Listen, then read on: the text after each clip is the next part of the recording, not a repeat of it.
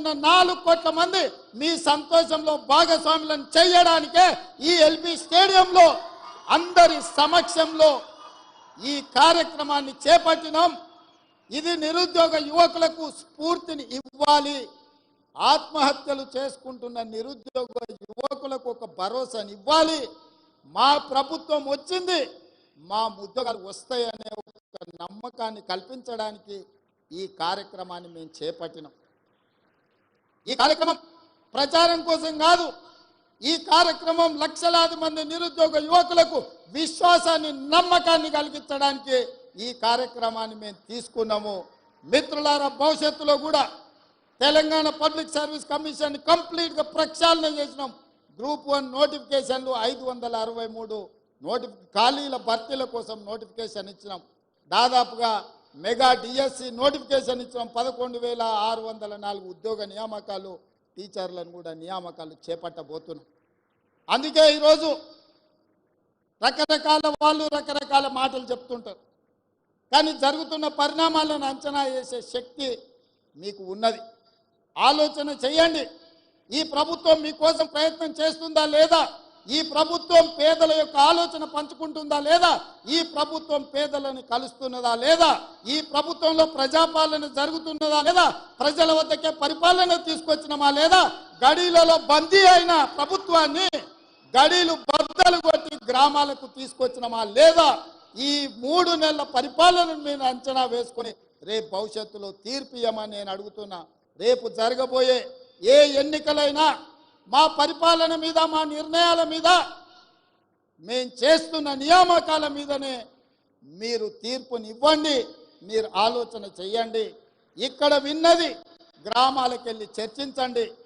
మేము చెబుతున్న మాట వాస్తవమా కాదా? ఇవాళ ప్రజలకు స్వేచ్ఛ వచ్చిందా లేదా? మీరు ఒక్కసారి ఆలోచన చేయండి. ఒకనాడు మంత్రులు ఎవరైనా మిమ్మల్ని కలిసేవాళ్ళ? ఎప్పుడైనా మీరు ముఖ్యమంత్రిని చూసిండ్రా? ఎప్పుడైనా ముఖ్యమంత్రి ఎవరైనా కలిసిండా?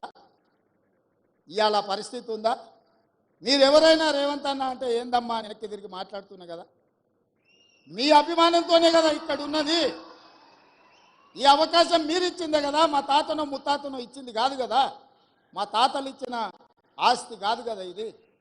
అందుకే ఈరోజు మా ప్రభుత్వం, మా మంత్రివర్గ సహచరులు పేదలకు అండగా నిలబడాలన్న ఆలోచనతో నిరంతరం మేము పనిచేస్తున్నాము. ఇంకా చెయ్యాలన్న ఆలోచన మాకుంది.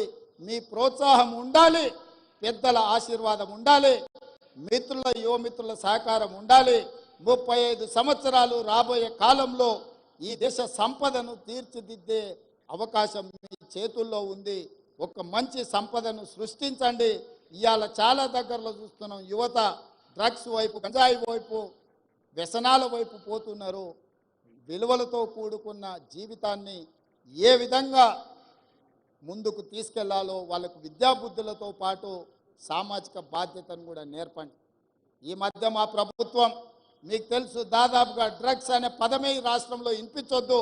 గంజాయి మొక్కలు ఏమున్నా తెలంగాణ తులసివనంలో గంజాయి మొక్క ఎక్కడున్నా కూకటి వేళ్లతో పీకేయండి అని చెప్పి మా పోలీస్ అధికారులకు ఆదేశాలు ఇచ్చిన మన భవిష్యత్తులో మన పిల్లలు ఎవ్వరు కూడా వ్యసనాల బారిన పడొద్దు అన్నదే మా ఆలోచన. ప్రతి స్కూల్లో మీరు పిల్లలకు వ్యసనాల మీద కూడా, గుడ్ టచ్ బ్యాడ్ టచ్ మీద కూడా మీరు విద్యార్థులకు నేర్పాల్సిన బాధ్యత మీ అందరి మీద ఉన్నది. మీ పట్ల నాకు సంపూర్ణమైన విశ్వాసం ఉన్నది. ఖచ్చితంగా భవిష్యత్ తరాలను మీరు నిర్మిస్తారన్న నమ్మకంతో మరొక్కసారి 6,546 ఉద్యోగ నియామకాలు ఇద్దామనుకున్నాం. ఎమ్మెల్సీ ఎన్నికల కోడ్తోని కొన్ని నియామకాలు ఆగినాయి.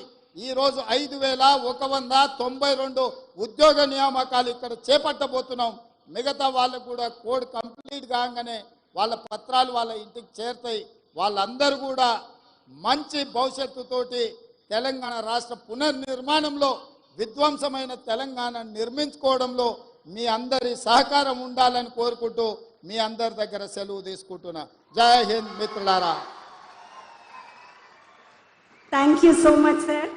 ప్రజాపాలనలో కొలువుల పండుగ 5,190